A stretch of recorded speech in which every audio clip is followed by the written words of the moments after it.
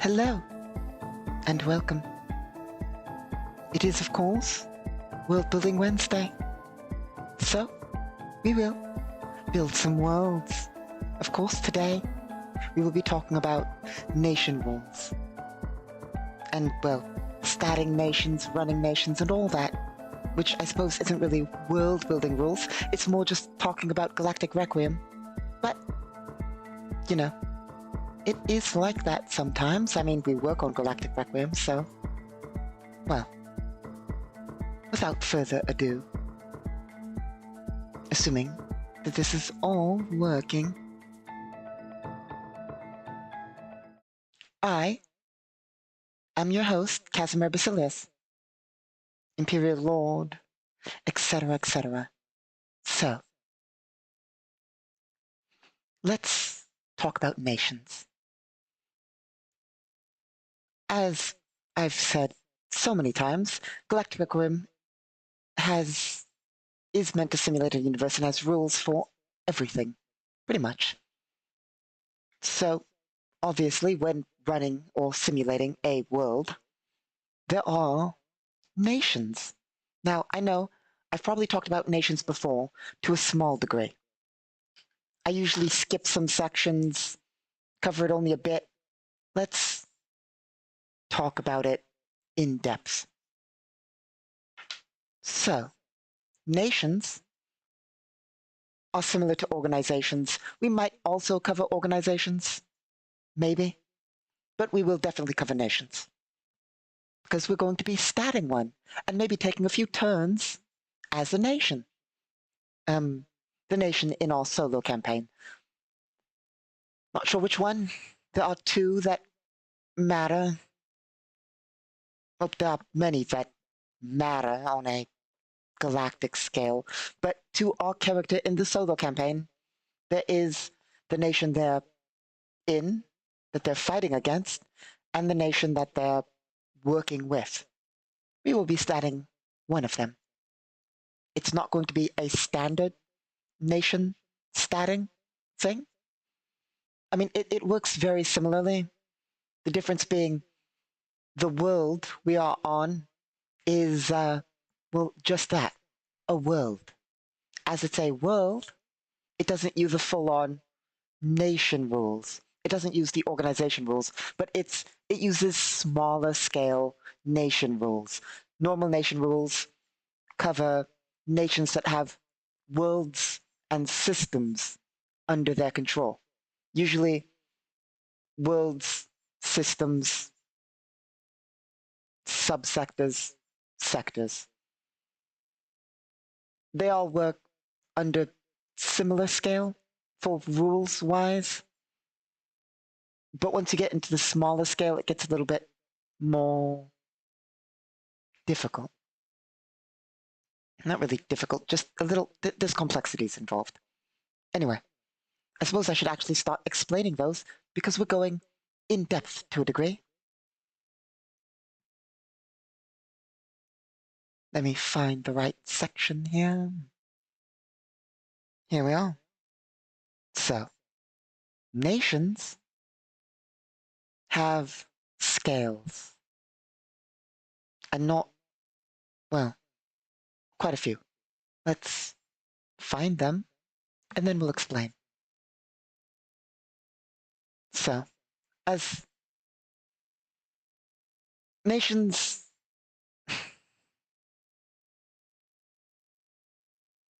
are made up of several building blocks. Generally, this starts at the world scale, then goes to system, then subsector. The sector scale is an overarching thing, but doesn't cover nations really. Subsectors are usually the highest point in which a nation has stats. The sector scale is used sometimes for complete nation stats, but it doesn't really matter. I mean, don't get me wrong, it's important. It's used in a few calculations, but it's not, there's no innate overall real rules on the sector scale other than certain buildings that can be built, basically. It all basically runs on the subsector scale. Meaning, every nation has stats. The stats are divided by 10 and then added together at each scale. So a world provides a tenth of its stats on the system scale. A system provides a tenth of its stats on the subsector scale, and a subsector is generally the largest unit. There are certain modifiers that apply, such as making a subsector capital, sector capital. That's where sectors come in. Sector capitals are technically things that have their own little modifiers, but stats-wise, generally, it's calculated via subsector. Nations have 6 stats, technically a little bit more, but 6 base stats, just like a character. The stats are similar to a character's stats, being, well, a character has strength, dexterity, constitution, intelligence, wisdom, and charisma. A nation has force, response, resources, information, occult, and influence. Now, they are all almost analogous, I believe that's the correct word in your language, to the other stats. Force, strength, response, dexterity, resources, constitution, information, intelligence, influence, charisma. Occult would be the wisdom response, normally, but it's not. Like, you see how they're all analogous except for occult. Occult isn't. Occult is very special and applies to casters for the most part. Most nations only have 10 in occult, and most organizations only have 10. Well, no. Most nations, do they even get 10 in it? No. Most nations and organizations usually have 1 in occult. My apologies, I forgot exactly how it worked. It can be increased, it affects certain things, but it does not work analogous to wisdom. That would be information. Information is analogous to intelligence and wisdom. Occult is its own special thing. Like I said, it usually involves casters and knowledge of magical stuff, which is rare, but nations sometimes, I mean, I say they usually have 1 in it. They start with 1 in it. They will usually sometimes try to increase it to a small degree, just so they can field casters in the field and the like. Given that magic is rare and psionics are rare, most nations don't put a lot into it, but it is there and it has its uses.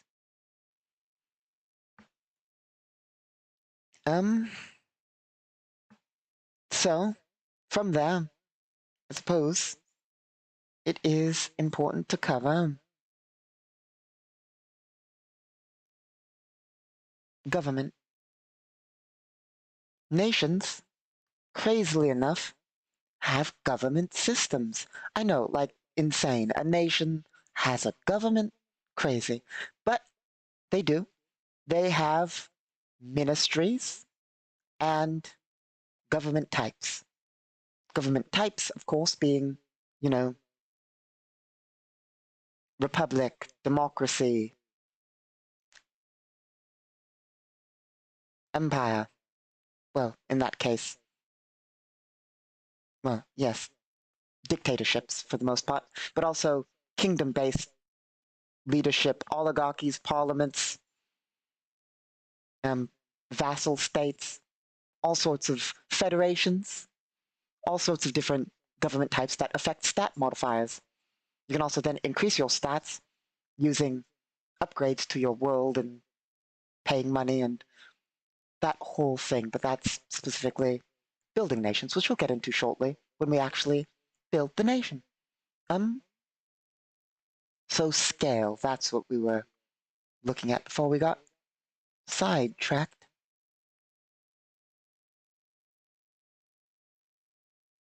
Yeah, well. So worlds are the usual smallest scale that is basically handled. Technically, nations at the world scale have building blocks. These building blocks are basically where you build structures. Or I say structures, they're called districts. So you build districts, as in industrial districts, commerce districts, residential districts. Every nation building structure you do that upgrades stats of your nation is a district. However, on the smaller scale, nations have districts. I mean, in specifically, so a nation is a world, usually, or its building blocks are worlds, where the subunit is district. The next scale down, a nation is a district, with its subscale being territories, and then a nation is a territory with its subscale being regions. A nation is a region with its subscale being wards. And then there's municipalities and lots. Municipalities and lots are usually used by organizations. Municipalities are used by the largest organizations and are the smallest build scale of a nation. And lots are just the basic building block of organizations, and the largest building block of organizations being municipalities. I say, but the line between nation and organization gets blurry, very blurry. Anyway, so those are the list of building blocks and scales, from sector to lot. Of course, characters can own lots, characters can own cities, characters can theoretically own wards, characters can own anything. So, like I always say, we try and tie everything into each other. So basically, any scale can affect any scale. A character can theoretically directly fire on a starship with their pistol. It's standard roll. There's no special thing involved in that, other than the fact that damage reduction 30 on a light starship is probably going to stop your pistol round immediately, Given that a pistol does 2d6.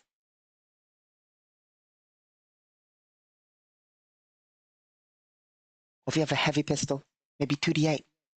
But still, that's a max of 16. Let's say you have auto. At best, you're getting 21. You're still not getting through that starship hull.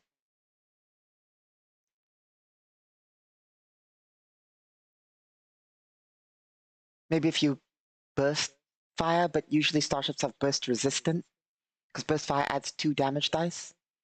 But point is, basically, you're not damaging a starship with a pistol, more than likely. And when I say if you burst fire, I do mean with like a heavy pistol, which does 2d8, which is about the same damage as an assault rifle, a modern Elysian assault rifle of yours. Space assault rifles usually do 2d10. They can do 2d8, don't get me wrong. They do 2d8 to 2d10. However, they could also do 2d12, like a 50 cal does about 2d12, etc., etc. A 20 millimeter does like 4d8 to 4d12, like it really depends. Stats and all that. But we're not here for gun stats, are we? We're here for nation building. So let's build nations. So, as we just said, there's different scales and there's different governments. There's also ministries, which I mentioned in loose passing. Ministries are the different government branches that make different roles for your nation. There are 6 ministries. They are unrelated to the stats. Even though there are 6 stats, the ministries don't tie in. I mean, they do different things. It just happens that there are 6 of them is all. You know, um, there's also subdivisions in ministries when ministries act on the organization scale, but we're not covering the organization scale here, not right now.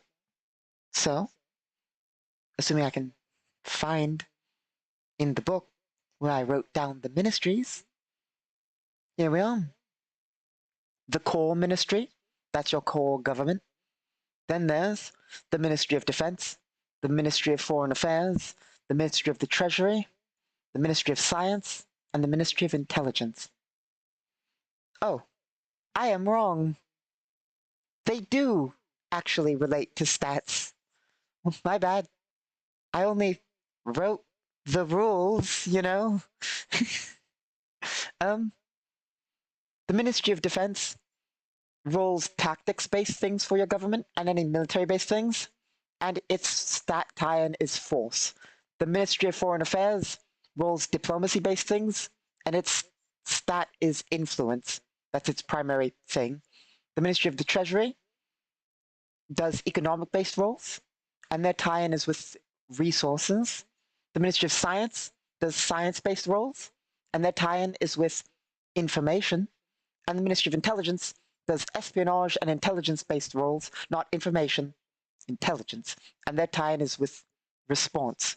Now, if you're wondering why intelligence doesn't tie in with info, which is the intelligence tie-in, Ministry of Intelligence is like, you know, the Ministry of Intelligence, not like thinking intelligence, like knowledge, not of like, you know, spy shit, which helps you react faster.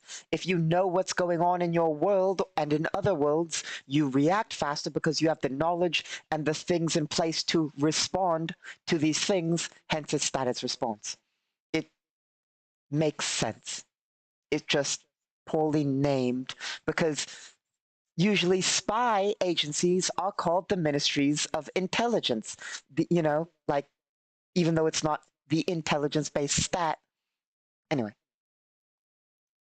So that's how that works for the most part.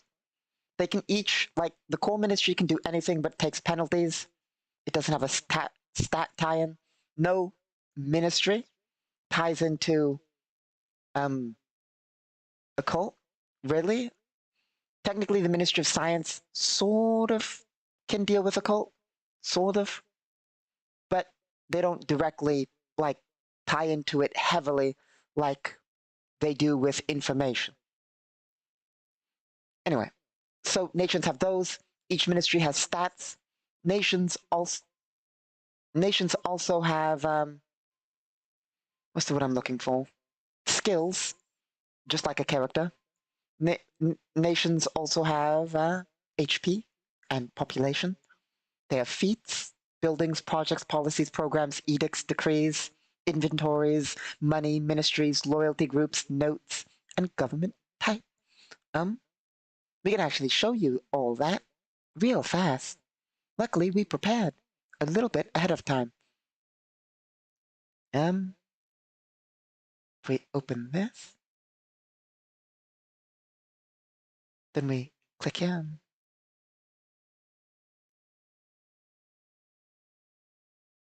Let's zoom in a little bit. Oh, come on. There we are. So if you're wondering what I'm talking about, here we are, a nation stat block. So, nations have these as their basic stats. Honestly, the only thing I did here is copied over the location of our nation. I copied the base nation stat block and the location of where we're dealing with what we're going to work on. So, sector East 40, subsector location, no, sector East 40, subsector 87, subsector location, the location in the subsector 1111, core object 1. The system, I believe, has only one object, maybe two, but we're orbiting the first star in the system. We are in orbit 12. And then we're in the, what is SU? I wrote it somewhere. SUL being where on the world we are, being 4-3. If you don't know, I suppose we have to minimize real fast. Oh, when it says 4-3. So we're in the fourth triangle, but 3 down. So 1, 2, 3. The upward facing triangle. 1, 2, 3, 4. This nation. See? So coordinates. And if we were to go to the higher scale, like just for the heck of it, since we're already talking about it. I mean, even though I've been over this before. East 40. So if we were to go to here, there's the council sector, capital sector. We are here, East 40. Now if we go to East 40, we're in subsector 8, 7, and we're in subsector location 1111. And that's when we would zoom into the world and go, oh, wrong one. That's when we would zoom into the world and go third triangle down, fourth across. And that's how we find location. Not really relevant, but, you know, galactic coordinates for those of you who don't know.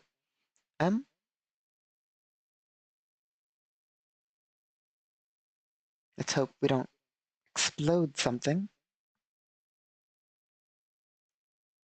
Now, so basically you see the nation stat block here.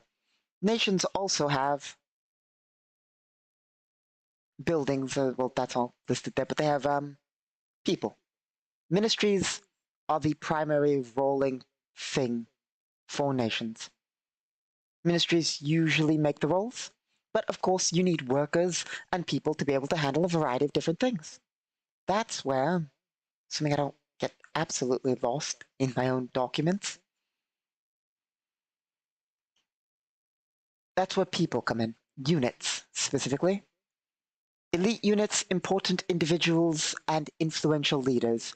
They are groups of 500 people that basically use their stats in a variety of different roles for nations. Basically, if you want to form up a unit or so forth, you form those to handle whatever you need handled. Separate from military. Military are their own thing. Military, you raise military units separately. Elite units and all that can act as military forces, technically. You can, but you're not going to get as many forces if you do that. Those are for handling. I mean, you can use them. Like I said, you can use them for military operations technically, but they're in groups of 500. If you want to, like the standard nation military unit is 500,000. So you're not really raising armies with elite units. Besides, elite units don't necessarily have better stats than army units. It's just they have more diversified stats. So when you raise an elite unit, you usually use it for like infiltration, or I'm going to raise an elite unit to deal with a political thing. Like I want them to have political stats so they can handle this section of the economy. That's basically what elite units, influential leaders, and important individuals are for, basically. Dealing with large-scale, non-military-based things, even though you can use them for military-based things, it's just they're not going to change the tide of a war on the battlefield, you know? Well, that's mostly true. Generally, army units are limited to a certain level. They're limited to level 12, I believe it is. Like that's the highest you can raise an army unit to, I believe. And you can only raise a limited number of army units to level 12 if you have certain stats in your empire and or nation. So the majority, I believe, are going to be level 6 of your military units. So basically, I mean, I say the majority, you're going to have like, theoretically, you can have entire armies of 500,000 people at level 12. So don't get me wrong, it's not a little number, but like, even the lowest tier of elite unit is going to do like not better, but basically they have a bit more options available to. I believe elite units actually do cap at level 12 too. I think. I mean, this is why we have rule books, so we can always just check them.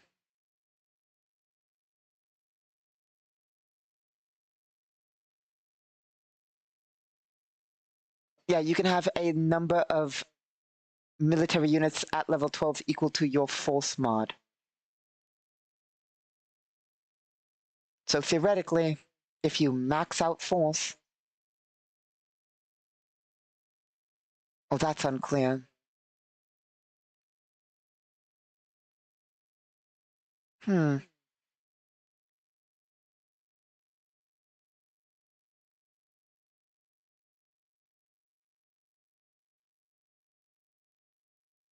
realize there's something that needs work. So we're always working on rules. Turns out, you know how I mentioned the different scales? Same with stats. There are different stats at every scale. It doesn't specify which scale or if it's per world with those stats. It doesn't specify the limit, really, which it should. That's something I need to work on. Anyway, so basically, elite units, turns out, do cap at 12, too, just like military units, except you'd have less elite units. But the good thing about elite units is elite units use not only that, but they use the level +6 when using skills, and they're not limited to military-based skills. They can theoretically have any skill. And so it's usually a bit less problematic to send them to a world as opposed to sending an army to a world if you want to, say, diplomatize or something. Important individuals have their stats, I believe.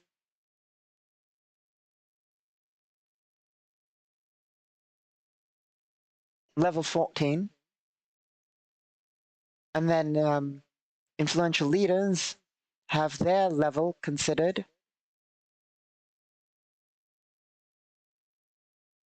Level, where is it? 18. So basically, also this hard limits the amount. You can have 100 elite units, 25 important individuals, and 5 influential leaders. Note these are groups of 500 people, so.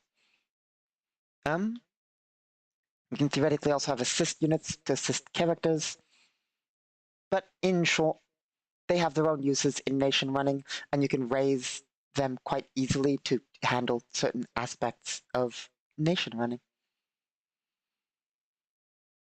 But usually it's the ministries that make the rules.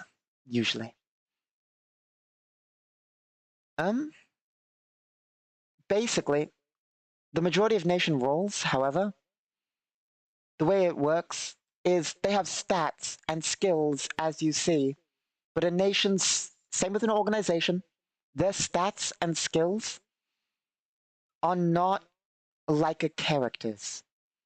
A nation's skills and stats can be used to affect the world, yes, but they almost always work as assist bonuses.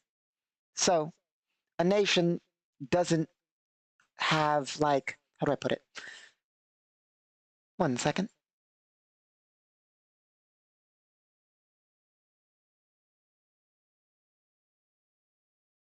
If a nation has a, let's say the response modifier is 10, and one of the skills uses response and it's 10, your total looks like it would be 20, right? But you don't roll a d20 plus 20 and then be like, oh, that's the total, let's check it against the skill chart. No, no. An individual in the organization, be it a ministry or a influential leader or etc., use their stats. So it's a bit, I should just read it directly from the book. You know, that'll make it so much easier than me trying to remember how it works and figure out how to phrase it, you know?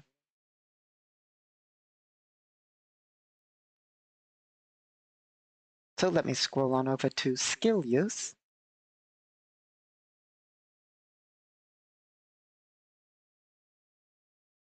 Here we are.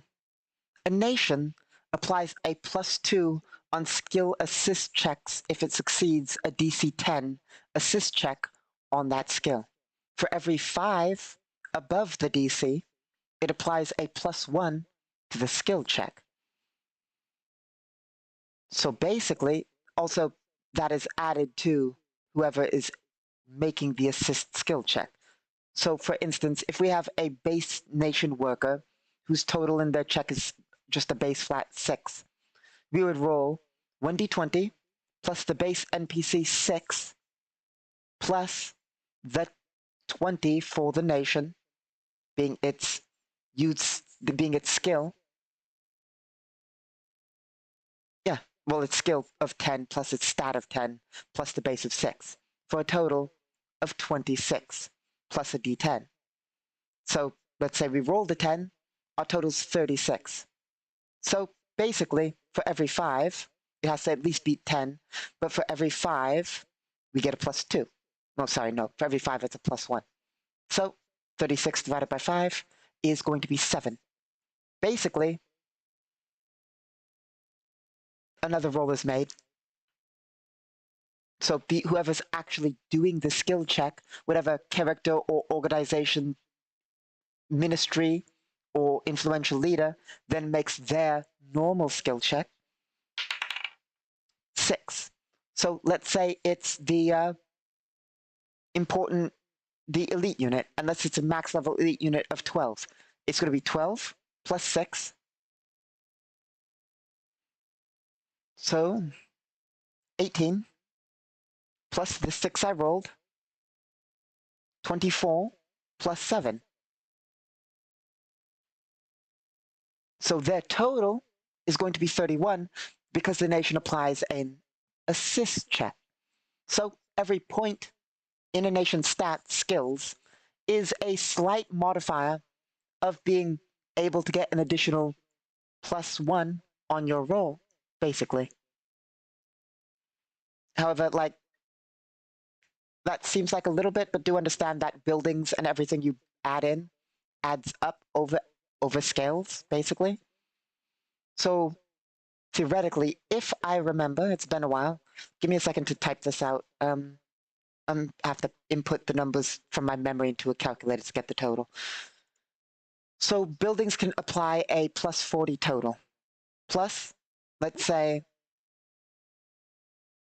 you have a ministry, of about 25. That's not even as high as it can get. Let's say the individual you're assisting has a 25. So 40 plus 25 plus 45 in the skill, which is the maximum in a skill, plus 23, which is the maximum you can have in a skill. Sorry, 40 is the maximum, 45 is the maximum you can have in a stat bonus, 23 is the maximum you can have in the skill. For a total of like 133. This is a rough calculation from memory, mind you.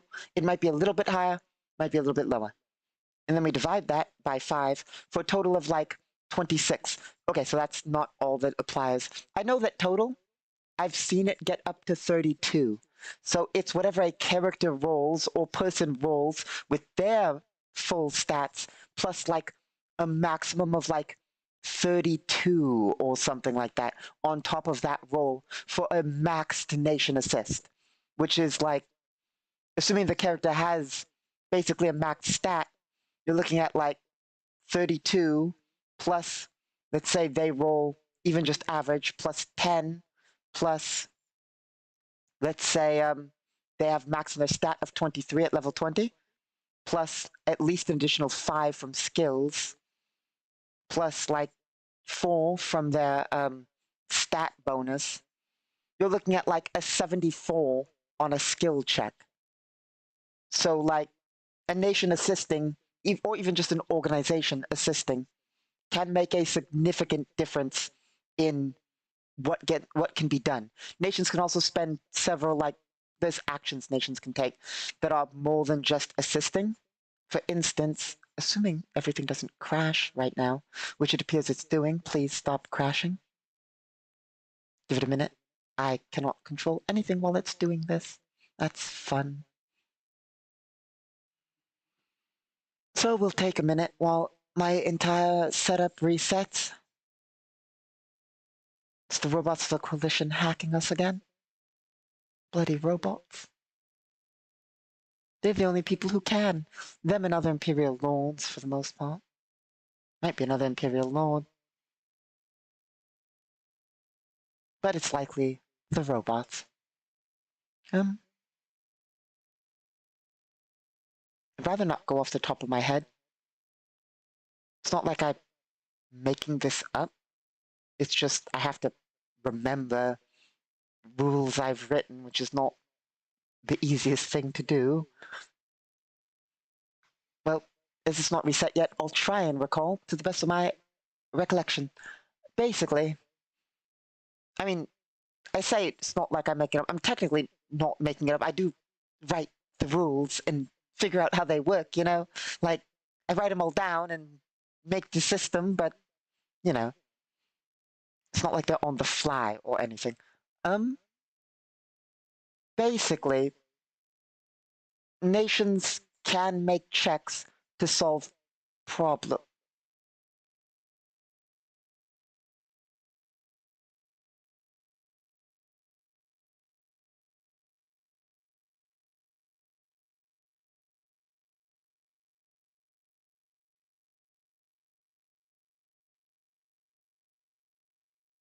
Hello? Are we still, working is the question.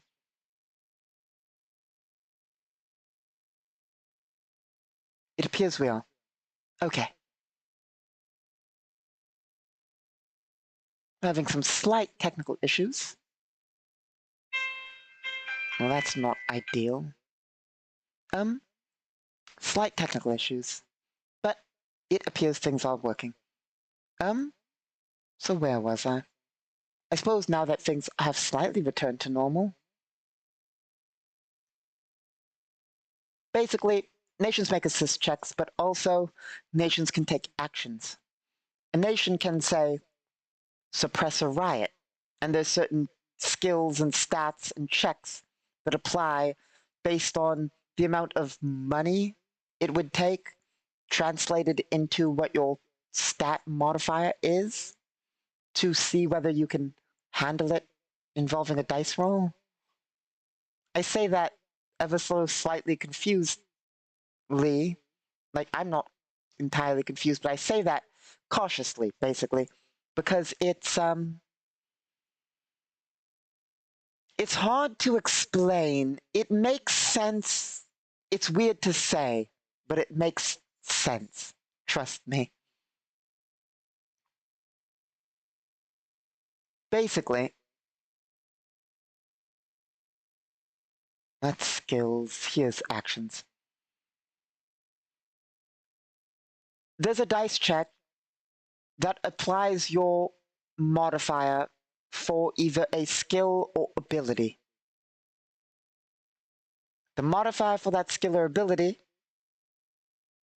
is translated into a monetary value, basically.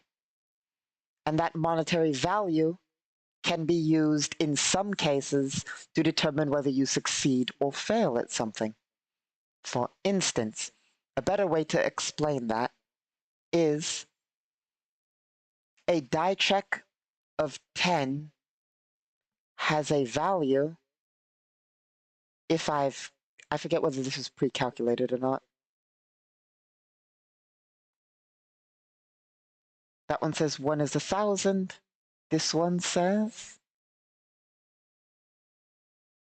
10 is 1,000. Okay, so it is pre-calculated. Very good. Basically, in short, so if you roll a 1, no, we're going with 10. That's a better way of exampling it. If you roll a 10, that's like a $10,000 of value of what is being done. So let's say you want to quell a riot. Quelling a riot, you're probably going to need to roll, let's see. To stop the riot, you might, if it's a small bunch, it's just a small group of people, maybe $10,000 or 2 squads of police support will be enough. So if you can make a DC 10 on a force check, you can cover the value of $10,000 and send in forces to deal with that situation on the nation scale, and so on and so forth. The values go up drastically, like 12 is $30,000, DC 15 is $150,000, DC 20 is $550,000, etc. And 25 is $1,200,000. You can do this a certain number of times per in-game month, equal to a certain amount. But basically, in short, it translates to solving problems. Sometimes you need to make skill checks. Sometimes you use just base ability score to solve problems, etc., to basically handle events in your nation. Sometimes the value is multiplied, depending on what scale you're working with, and so forth. Sometimes the value can be multiplied by up to, like, 1,000, I believe.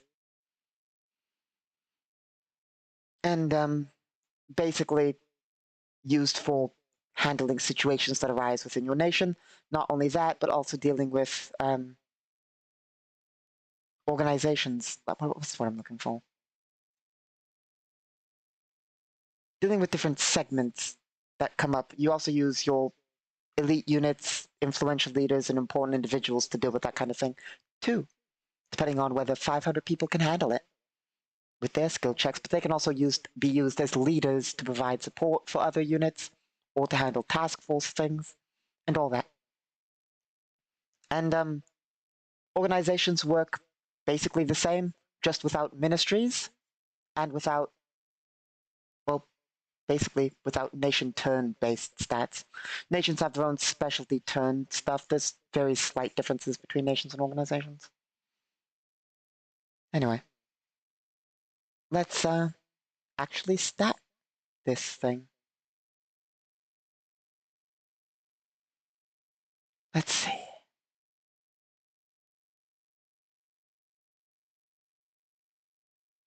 I know we put some stats here, so let's give them a look.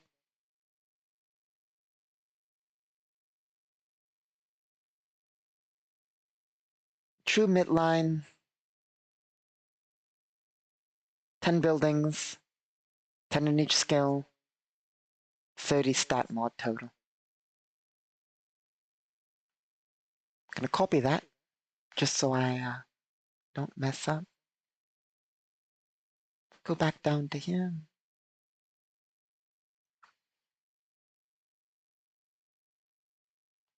Just gonna paste that there so we can quickly.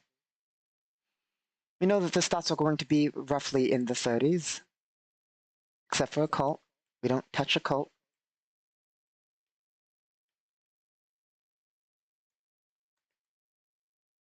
We know that that's going to be plus 10 in everything. Okay.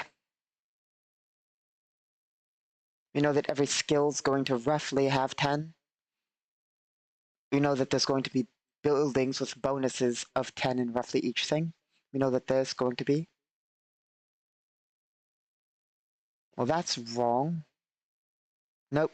That's right, actually. No, that is wrong. There should be 120 skill points.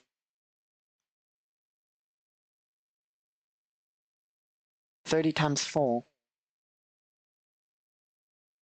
Right? My apologies. I mean, I know, like I said before, probably, these are used for quick nation calculation. They're not meant to be fully accurate.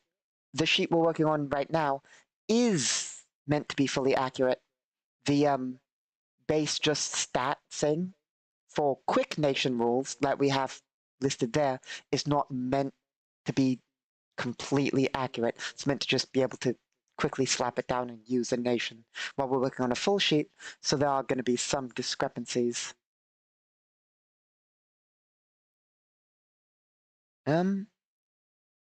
Skill, where does it say?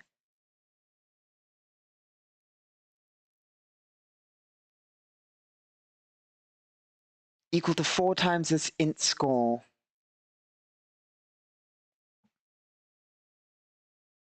Okay, so it should be 120, not 80.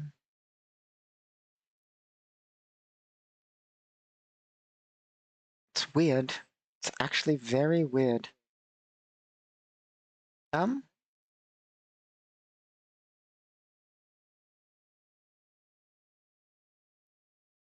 so from there, we would apply government modifiers. I wonder what government modifiers we have. What kind of government is it? I suppose that's an important question. One moment. I'm also a little bit worried because I'm still getting errors telling me things are not working. Weird.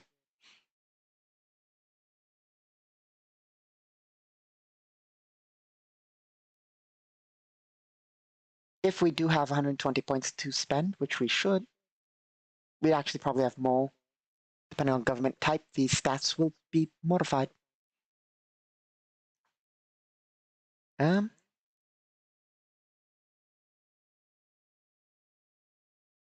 this is a capital world, so its pop is going to be 20 billion. Or 20 pop units, but there are 5 nations, so we divide that by 5. I mean, I know it's not going to be literally an even split, but 4 pop per nation, basically. So 4. If you want to know where I'm getting 5 nations from, let's minimize that. Look here. Nation 1, 2, 3, 4, and 5. If you want to know why this is 1, worlds are round. It's crazy, I know. Like, they wrap around because you can literally walk from there to there. It's the same square. Anyway. Oh, like you can't see that. You can walk from here to there. It's the same square.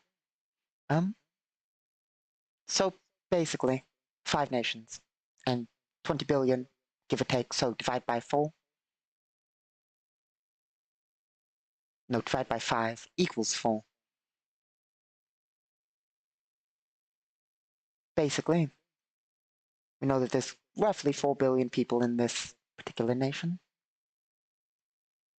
Pop 4. That's for health calculation, by the way. That's what this chain is for. We also need to figure out ministry levels and all that good stuff. I suppose we should really first figure out the government type. Well, which one of the two? We're doing the nation we're allied with, just because it's easier. Not really easier, but just because it's what I'm thinking about. Probably better to do, no. Let's do the nation, no, because I already set the location. So yeah, it's the nation we're working with. The nation to the north would have similar stats, at least along here, more than likely, only with different government modifiers, more than likely different skill spending and different, probably maybe different feat choice, definitely different buildings, projects, policies, programs, edicts, key decrees, and all that, and ministries and loyalty groups. And well, I mean, there's all the base loyalty groups, but they'd be slightly different in whether they're happy or not, and their actual loyalty scores. But like the base things would be relatively similar. Anyway, government type. I suppose we should pick government type.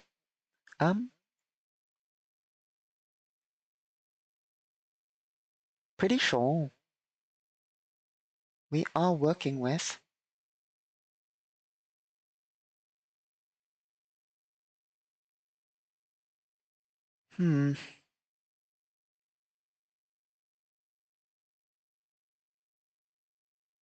there's lots of choices. There are 3 economic types and I say 3 economic types. There's, more, but there's 3 ones that have base modifiers or something at all similar. It falls into one of the 3, basically. But there are also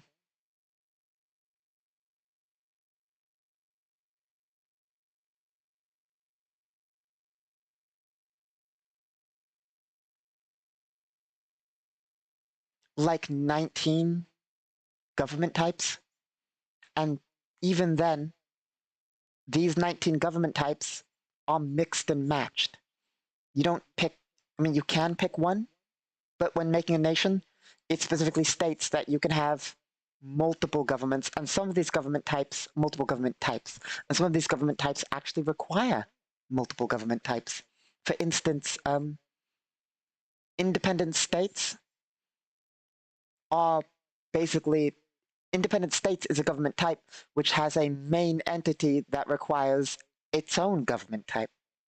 So you can have an aristocracy slash independent states. So there's a privileged ruling class of the aristocracy, and then there's a bunch of independent states that likely have their own sub governments themselves, or something along the lines of you can combine something like dictatorship plus oligarchy. So there's a dictatorship, but also it's not entirely run by the dictator. It's a mostly dictatorship with a government that votes on things to a degree and so forth, or just a pure oligarchy, in which case you just have a bunch of people who vote on things and so forth. And parliamentary, all these different government types. And like I said, they can be mixed and matched and combined.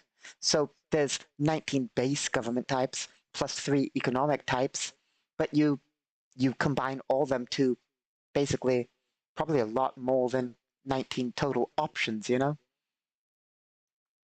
For instance, I believe I have it actually written down here.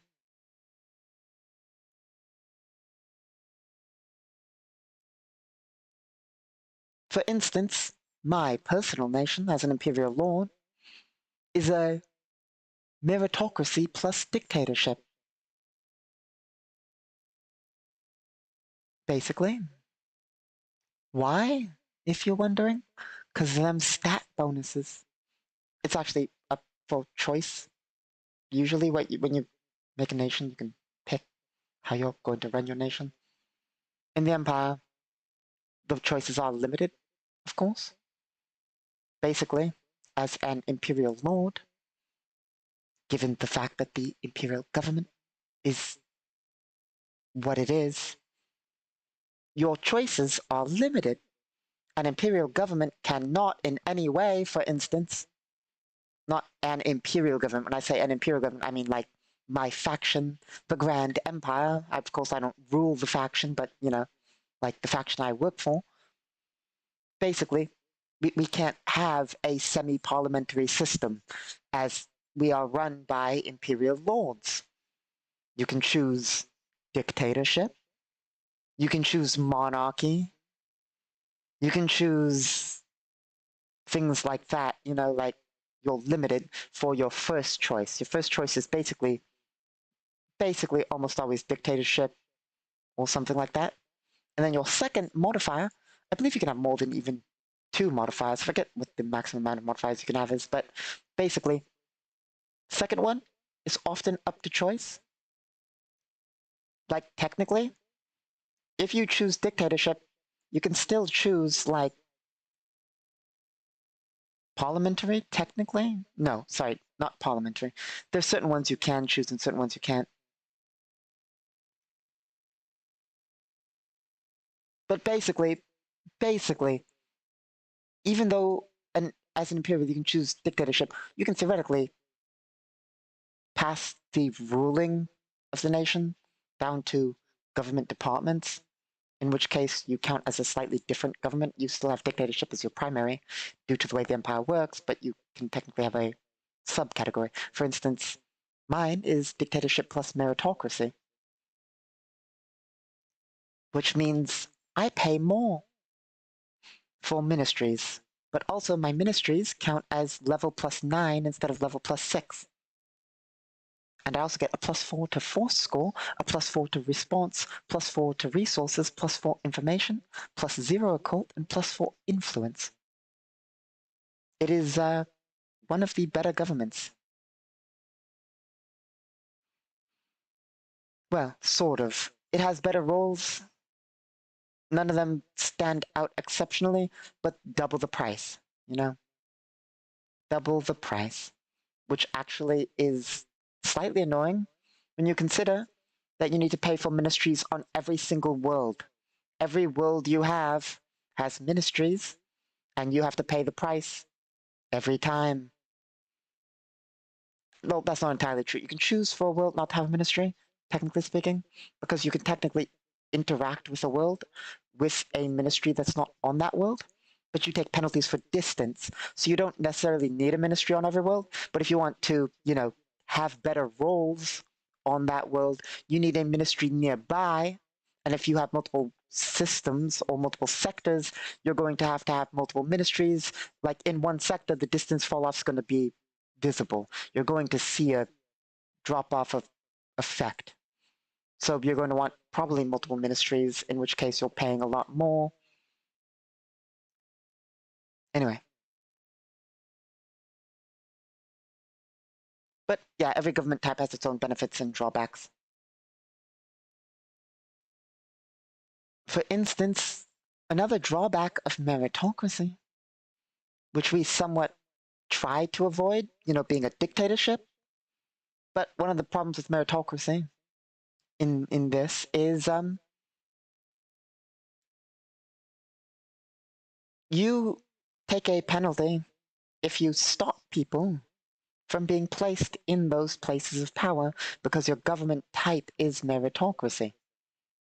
So, yes, as a dictator, I can go, you can't have that job, but I would take penalties because government-wise, the best are placed in places of power, and so you would take penalties and lose benefits of certain things, such as the full bonus of the things if you don't place them, which allows rivals to theoretically rise up due to the fact that they're doing well and so forth. Every government type has benefits and drawbacks, basically. For instance, the problem with being not a government in which you have one ruler, like a dictatorship or a meritocracy, is in-game we actually have votes. We actually have votes in political parties. Crazy, right? Loyalty groups, votes in political parties. If you're, say, let's find it. Let's say you want to start a nation. Wow, I love democracy. I'm going to run a democracy. Congratulations. You're going to need to basically, depending on how you set up your government, the galactic standard is every in-game year or every 40-something turns, there's going to be a vote for a new leader. There's going to be a vote for policy. The more power you give to your people, the more votes and stuff they're going to be on different things. For instance, you need to get votes to get edicts, decrees, policies passed, depending on your government type. Can your political groups agree to pass this thing, and so forth? Certain groups, like I believe different. Like I said, every group has its own rules. Like, for instance, independent states has independent states that are independent. They take their own actions, but loosely act as vassal states and pay 1/10 of their earnings to tax to the leader state. And different rules have different loyalty modifiers for different government types. Like, it is relatively in-depth as to running a government, the things that can happen, assassination rules, destruction of structure rules, governments, voting, all of that is options and stuff in the game when you run a nation. It's similar with organizations. Organizations also have like parties and so forth, less so governmental, but their own rules and all that for all that kind of thing. And so basically, in short, it's very well, there's benefits and drawbacks to everything. To everything, basically. The upside to our system, being the primary government type, being dictatorship, is well, we don't have votes. That's always nice. An imperial lord, for instance, well, we don't have to worry about what the populace thinks or what the military thinks. Okay, we need to worry a little bit about what the military thinks. Usually, sometimes, a very little bit. Well, that's the other great thing about the Empire. Our system of government in the Empire, not just that, but our policies, edicts, decrees, basically means that, for the most part, Imperial citizens are loyal. Relatively loyal. More loyal than most nations. But basically, like, all this stuff, every last one of these things has effects in-game as to stats, rolls, events, all that kind of thing. So it's quite a thing to pick. Anyway, I will be right back. My apologies.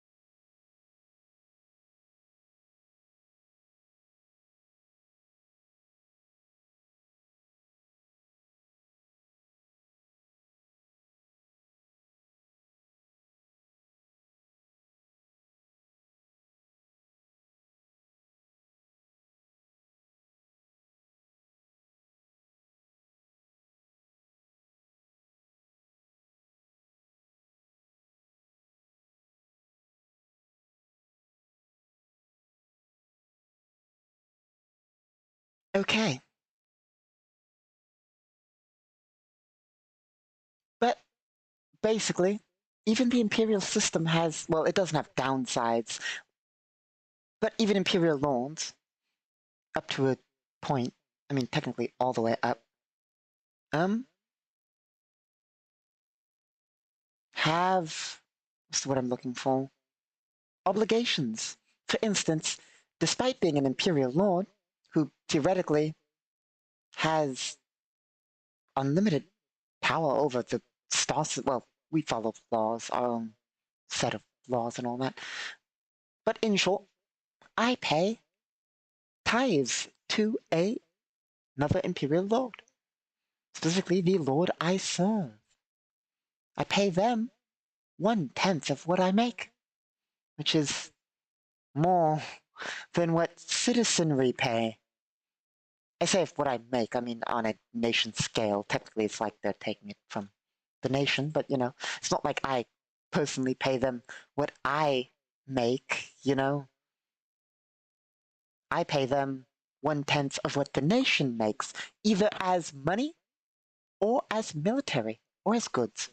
Basically, I just pay them 1/10. Technically, it can be paid off by like sending forces on campaign and all that. But basically, all the way up, we each give to the Lord that we serve, basically. So I pay 1/10 of Empire earnings to Lord Merit.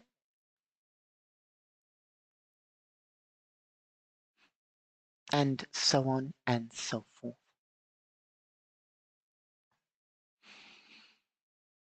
But that's just how that works. And, well, theoretically,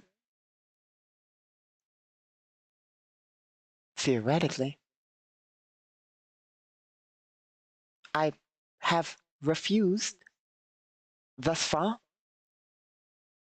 But technically, I could earn less, but have less obligation, technically.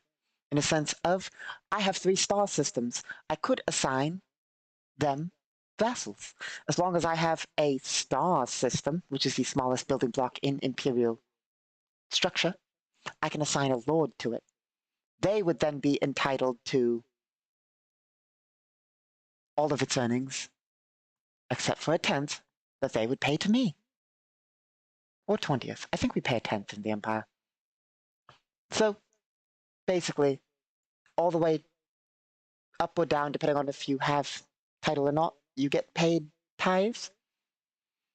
Or not. I mean, like, for instance, I personally control all 3 of my worlds, so I don't have to, I earn full earnings. Then again, to be fair, do consider, an Imperial Lord does not innately get paid. Innately. Technically, we do, but it's not a good amount. I mean, for an Imperial Lord, it's not a good amount, the amount we get paid. Technically speaking, Let's see. I'm curious. Let's check, actually.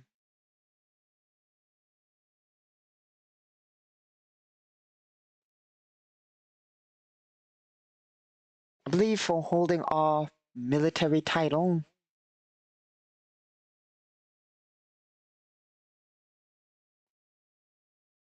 we get paid.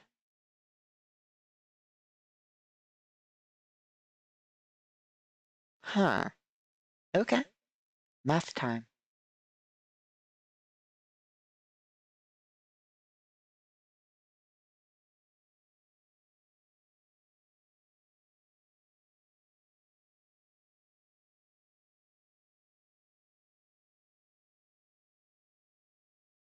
There we go. An Imperial Lord, just on military title, gets paid about 26,400 a month. I mean, it's not an amount that's, small. It's not a small amount, don't get me wrong. But for somebody who's a noble who runs worlds, it is not where we get the majority of our money. We get the majority of our money from skimming money off the top of government earnings.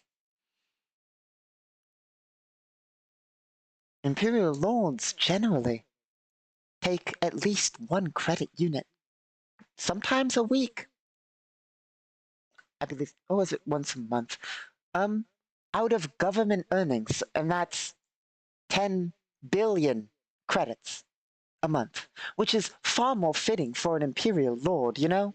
Skimming 10 billion credits a month is far more fitting of an imperial lord. Still, it's on the smaller scale. I mean, that's only what? 10 battleships? 10 battleships a month pay? No. No, that's ridiculous. An imperial lord should be living the fanciest lifestyle imaginable, buying whatever they want. I mean, with 10 billion credits a month, I mean, pretty much you can buy whatever you want. Like, you know, that's what?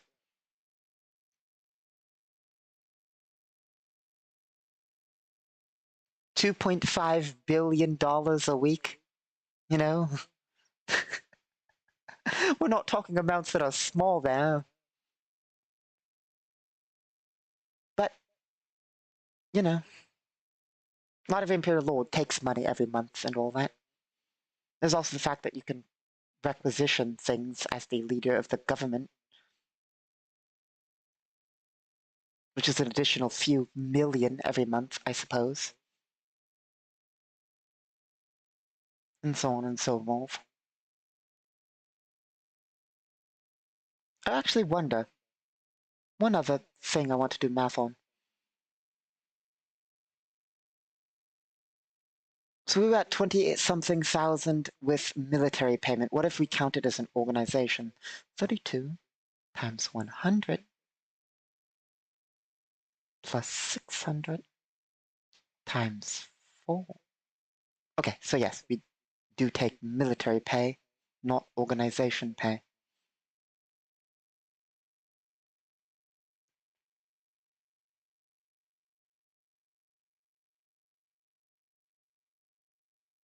Which, I mean, if you want to be technical, we accept about as much pay as, well,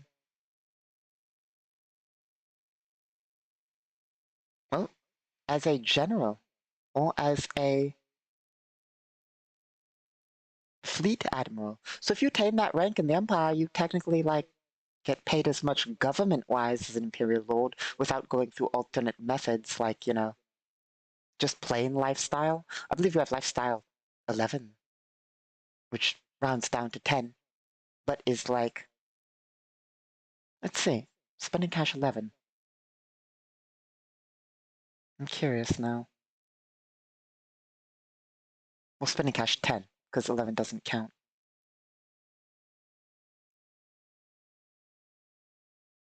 For that, we need to find the wealth rule.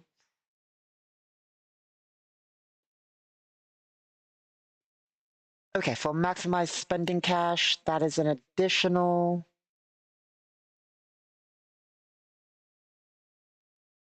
10,000 a week. So additional 40,000 a month.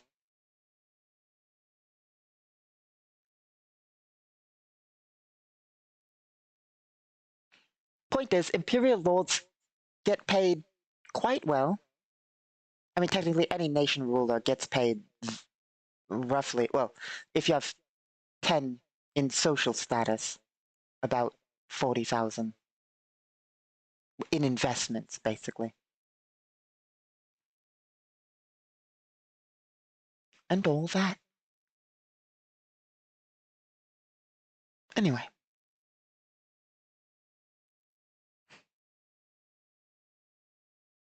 Is that even accurate? I know we do things different in the Empire than standard nation rules. We might not actually even get paid that.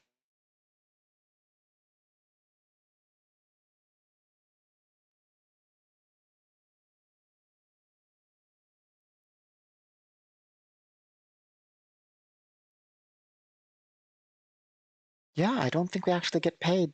The military pay. Hmm.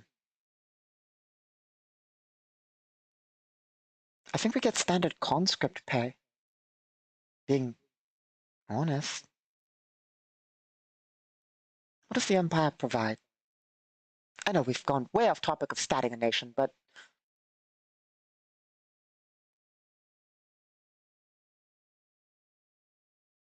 But I am genuinely curious.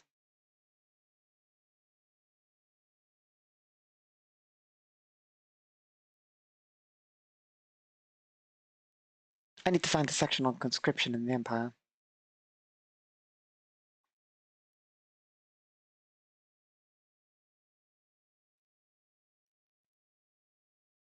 Assuming I can find that, we'll have all the answers to my questions.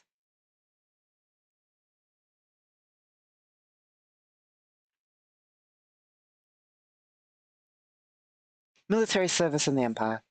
So, being a full-time government individual, we count as full-time, not conscripted.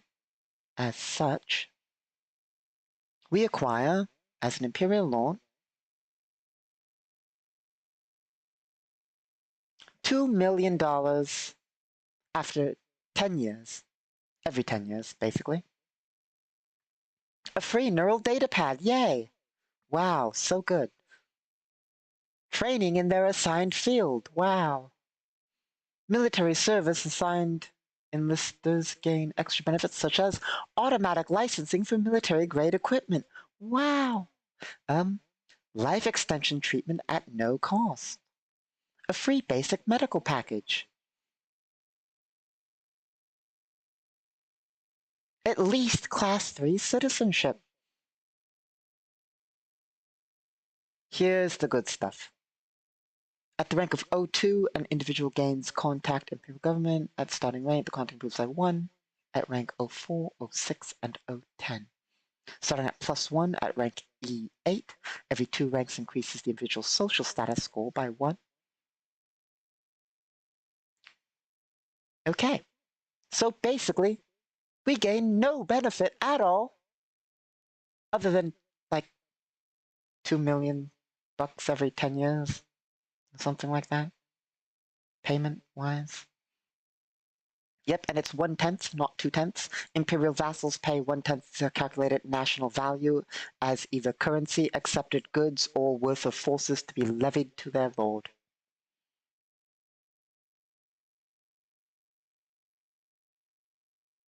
Imperial education. A mix of Imperial Commissariat propaganda and Galactic Standard education, Imperial schools instill discipline and knowledge in their students. All Imperial schools are government-run facilities. Imperials are trained in problem-solving, athletics, math, science, etc. Basic education things, you know?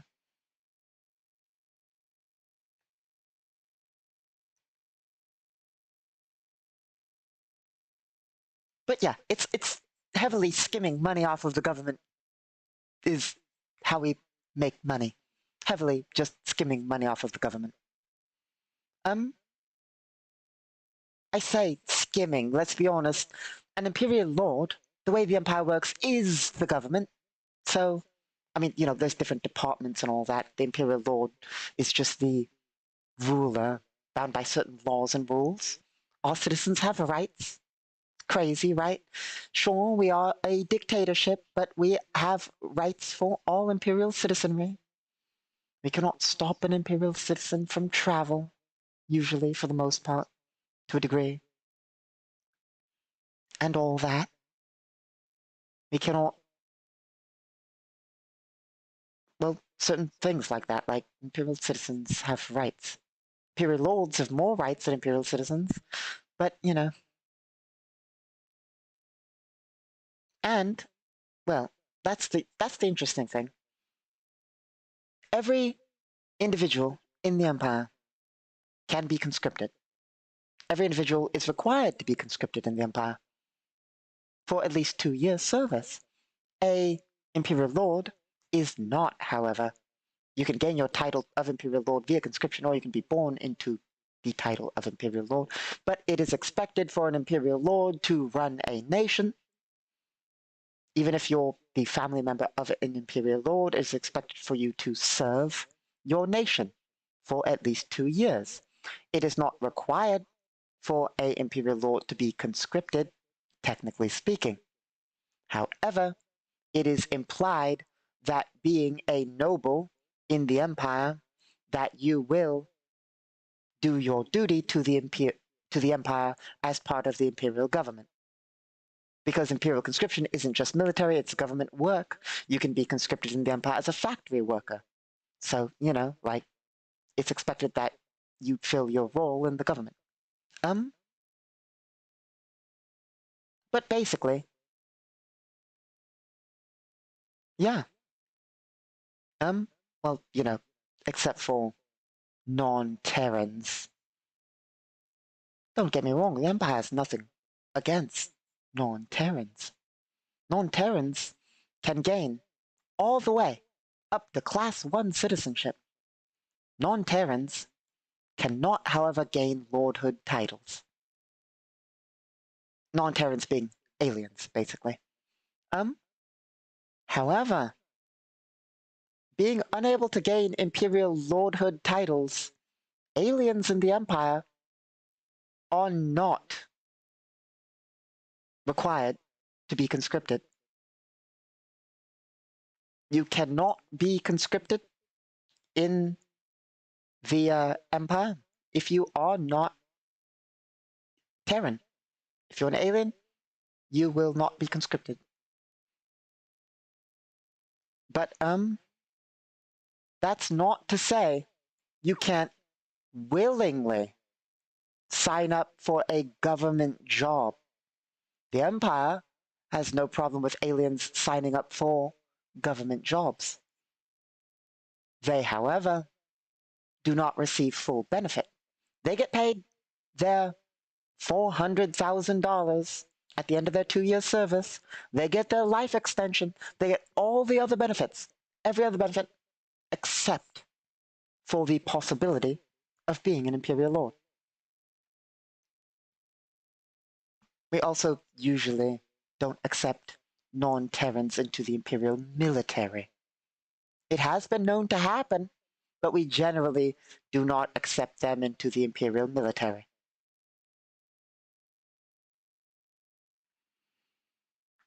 But, there's also rather variance in what we classify as a Terran. Like, we're not very strict in what a Terran is. We're rather open in classification of what's a Terran. But basically, that's the way the Empire works. And, it does bring up the question.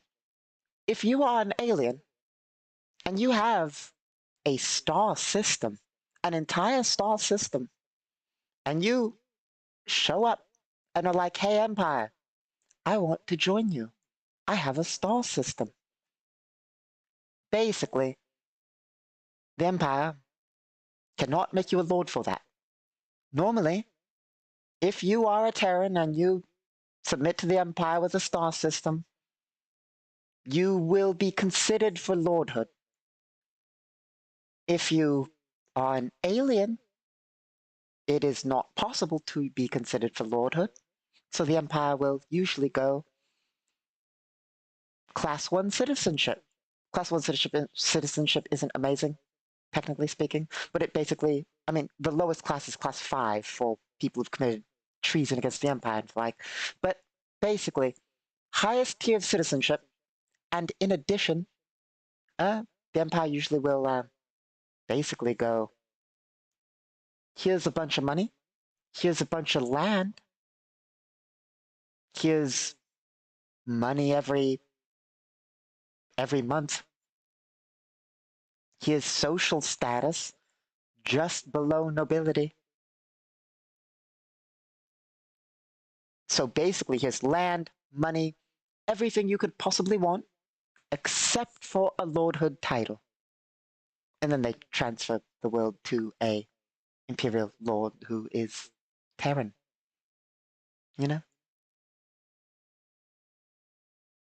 But, that's just the Imperial government. The Empire is a nation of Terrans. I say that, like I said, there's plenty of aliens in the Empire. It's just not like no lordhood titles is it.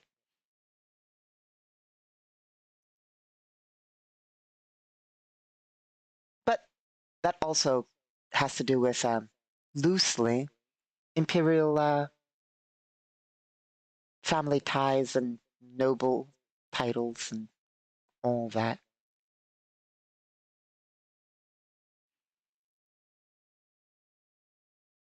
Anyway, so what government type should we give this nation?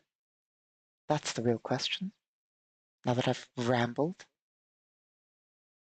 about imperial governments, not imperial governments like just in nations that are empires. My empire, the empire. I say my empire, they're not mine. You know, I work for them.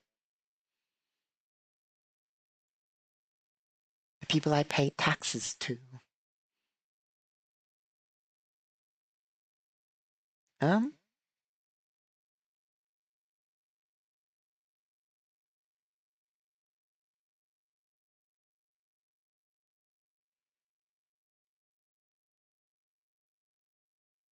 hmm,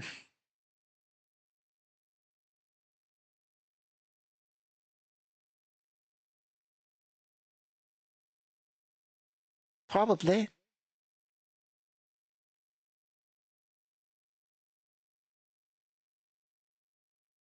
I think the nation we're working with is definitely a. Where are there? There's two ones that are similar but different.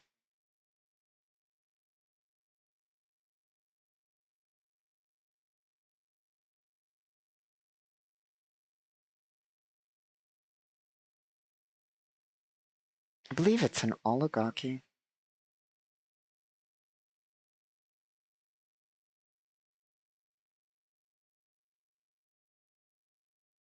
And what is their second? Or are they just pure oligarchy?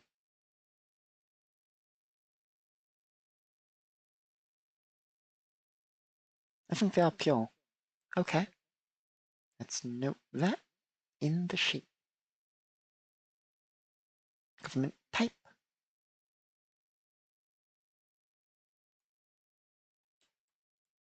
Capitalist oligarchy. Meaning they're going to have two political groups that run and vote, and they are going to have standard rules for economy. There are three economy types: capitalist, communist, and corporate. Capitalist economies basically have an independent market that makes money and acts on its own. There's a separate group that basically makes money on its own. A communist government does not gain items from independent parties, but they gain extra money every month because there is no private economy. The private economy that makes its own actions doesn't exist, so all that money just goes to the nation itself, which means no free upgrades, but extra money to spend where they want. And a corporate government is just pain. It is pure pain. There's a little bracket at the end of the corporate government description that says, "You gave them power, you fool. You gain corporate loyalty checks, +6 on corporate loyalty checks, yay, I guess. But only mega corporations act on the private economy, much like a capitalist thing, except instead of the private economy acting on its own, it's only mega corporations as the private economy. And there are 4 megacorp political groups that will basically try and do whatever they want. And instead of earning money normally from economy like a capitalist government, you may do stock/share gambling rules on the nation scale once a month. You literally gamble to earn money because you're betting on corporations and which ones will do well, where you're investing to earn extra money for your government, which is fun. Don't get me wrong, I love the fact. These are little rules I wrote to basically make each one a bit more good. So the capitalist one basically goes, you just earn money. There's a little check to see how your economy is doing. The communist one just earns money. And the corporate one, I mean, don't get me wrong, like the communist one earns less money than the capitalist one if the capitalist one rolls well. If the capitalist one The capitalist one, on average, earns more money, but it could earn less. The communist one earns a flat rate, and the corporate one is full on gambling rules. You roll, you pick one, you roll, you see whether you succeed. You can theoretically earn the most with a corporate government for additional money for your government, but you can also just flat out lose money, which I'm pretty sure you can't do with the other two economy types. But I just think it's really fun that like each one is slightly individual, and that the corporate one is literally, which corporation am I going to bet on for my economy?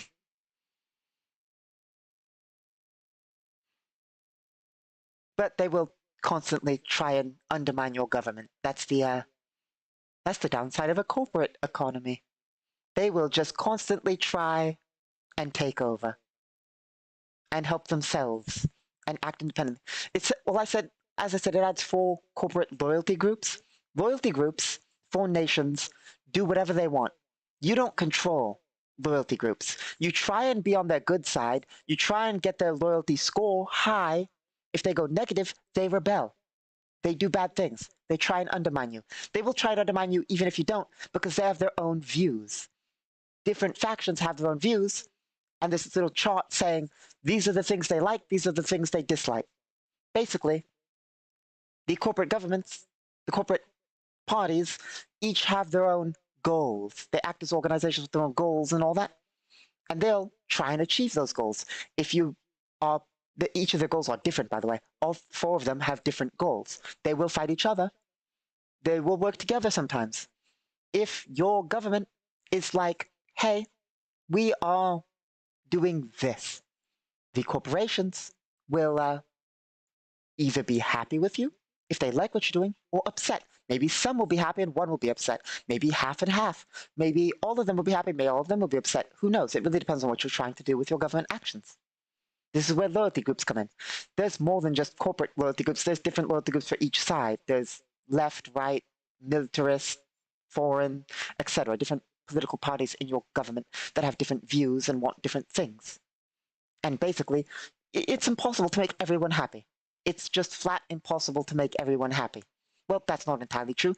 You can spend your government money to just give everybody money. It takes away from your economy, of course, but theoretically, everybody gets happy if you pay them. But also, you're going to have to do actions at some point, and people aren't going to like those actions you take for your government, you know? It's basically impossible to keep everybody happy. For instance, every government economy type gives penalties innately. For instance, obviously, any of the communist parties will hate if you have a corporate government. It gives you the greatest penalty against communists. While if you have a communist party, it gives you the greatest penalty against corporate, meaning the corporations will try and undermine you, etc., etc. So there's an entire keeping everybody happy and all that. Which is why, if you ask me, dictatorship is the best, because I don't need to worry about them going, hey, in the next vote, we're going to support your opponent. There is no vote. They cannot vote out an imperial lord, those fools, you know? But also, specifically, the dictatorship faction choice gives you benefit with militarist party and authoritarian party. And if you have benefit with militarist and authoritarian, basically they don't rebel on a 1. Technically, as a dictatorship, if you roll a 1, there's a rebellion. That's the downside for dictatorship. The bright side for a dictatorship is military does not rebel on a 1. Now, don't get me wrong, the military can rebel. They rebel if you get their loyalty score low, but they don't innately rebel on a 1.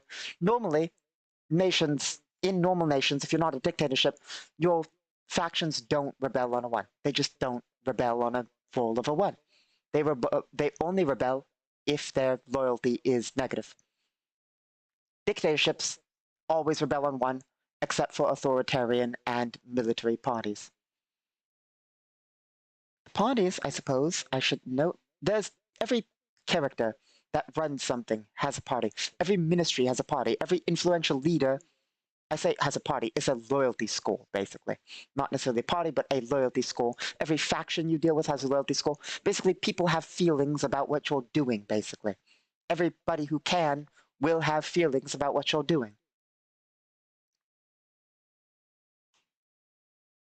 But the parties are always there. The parties are constant. You can try and suppress parties, but they will basically always exist, being left, center, right, capitalist, socialist, authoritarian, libertarian, military, corporations, and foreigners, being the parties that make up the governments.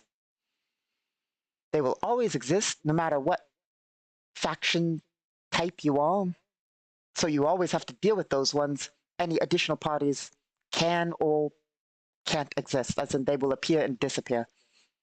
Technically, parties don't always exist if you're, like, for instance, foreigners isn't always a party that exists, technically speaking.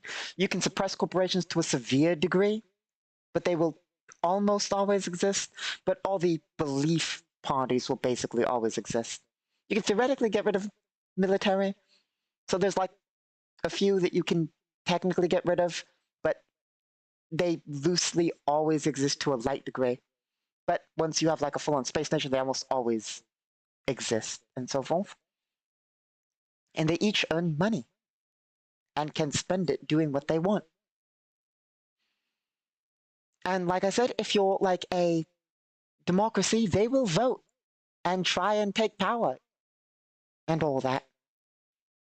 And if you're like an oligarchy or a parliamentary system or so forth, the different parties will either have roles, or if you're not a different political parties have their different parts in your parliament, basically.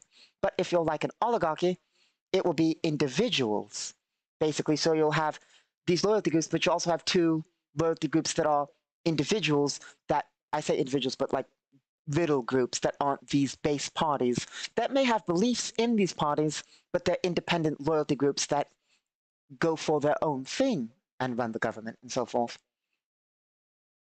Same with technically parliamentary systems, like depending on whether you're a what's the word I'm looking for, republic or a democracy that doesn't direct vote. If you're a non-direct vote democracy, then theoretically also the people running the parties will theoretically try and influence it in their own ways. It's literally just government. We're talking about literally just government. We have a system that is government. It's as annoying as you would expect an actual government to be.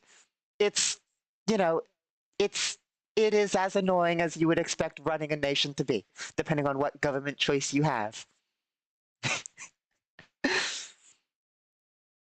Good times.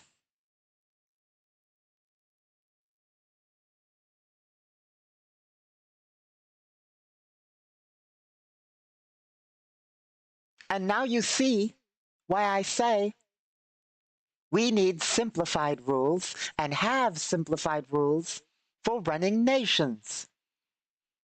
And organizations. Organizations are a bit less complex than nations. They don't have loyalty groups. They still have like groups within them doing their own things and all that. They can have vassal organizations and called subsidiaries and all that. And you know, it's just slightly less complex than nations.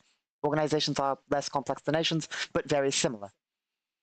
Nations are more complex, and both of them have rules for running them simply, so we don't need to go into the very fine details unless we absolutely have to, or unless a player is running them. However, a player can run them simplified. It's possible for a player to run them using simplified rules, but basically, we can simulate power struggles within nations using the nation rules plus the debate rules. The debate rules are actually used for getting things passed in game and so forth, like getting policies passed and dealing with all that stuff and trying to get elected and all that, which is done on the character scale. And basically, like I said, there's everything. There's nothing that we don't have, basically. And we can go into annoying detail. And, you know, I've said it before. I've said it before that I look at Traveler and I see that they have literal listed RGB, red, green, blue, for vision rules, but then, you know, and I'll complain like, we don't need something that complex. And then I'll look over and I'll remember, hey, here's our Here's our rules for voting in governments and debates and political parties and, going a bit too far. So, that's what we do.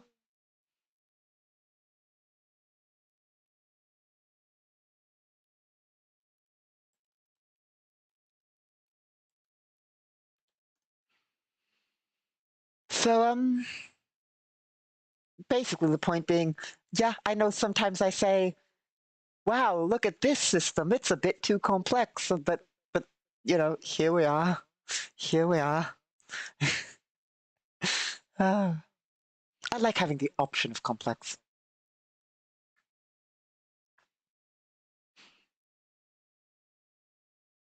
Anyway, being an oligarchy, what stats are modified? That's the real question.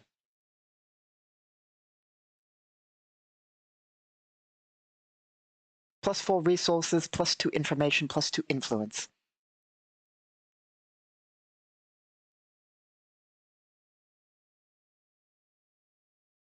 I suppose we'll just copy the whole thing over. Why not? It makes it so much easier. It's not like we can't, so, let's just do that. There we go. +2 information, +4 resource.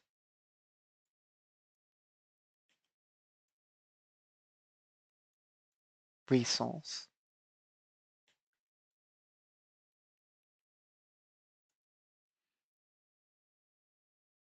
+2 influence.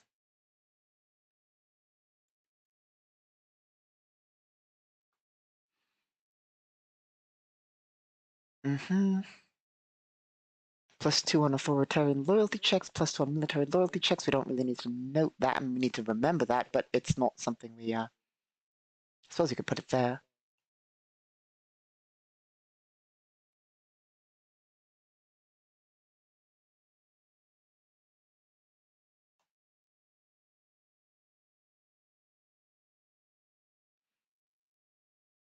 Anyway.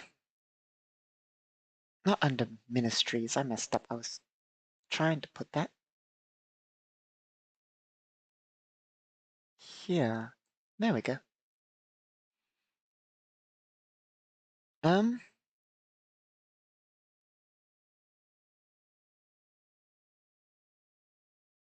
So that's going to be 128 there. And that is going to be... Nope, that's about right. I suppose next is ministry levels. Influential leaders, which there's probably going to be at least one. Strongholds, added stats, resource modifier %. That one we can do easy. 75%? It's... Nope, that's 15. 12 times 5. 60%? If I'm doing my math right, and remember how it works, that should be a 60% increase via resource modifier to health. Of course, they're going to have all the other stats. And all of that. So that's the basics of, well, the very loose basics. We've made far less progress than I would have expected in doing this. Far less progress than I would have expected. Not ideal. Not ideal. I wanted to get it done, but we are almost out of time, I suppose. As I need to go and get some coffee and prepare some other things. So, in short, we covered a bit about the empire and how the imperial government works, the payment of imperial lords, some facts about conscription, a bit of facts about government and organizations, scales, all the basic stuff. For instance, I suppose next time we work on this, we'll cover feats, buildings, projects, policies, programs, edicts, decrees, money ministries, and all that good stuff, and loyalty groups too. And we'll get that HP in there, get those skills, do it, and then eventually we'll actually take a few turns as this nation, just so I can share the way nations actually run, you know? However, we would need probably a full-on nation sheet for that. I say a full-on nation sheet. Now, if you're wondering, a full-on nation sheet, what are you looking at right now? What's on your screen if that's not a nation sheet? Nations have a secondary sheet. This is the only sheet you would need if it was an organization. Nations have a second sheet that covers a bit more of their nation stats, such as specifically building structures, planets under control, money, how much earnings they get based on their territory and resources they can dig up, all sorts of additional things in a secondary nation sheet, which we'll probably get up. I mean, let's see if I can't actually, not right now, of course, but for next time, we'll see if we can't get the spreadsheet to display, because we will need to use a spreadsheet for that. Isn't that fun? A nation spreadsheet. Welcome to Spreadsheet Simulator.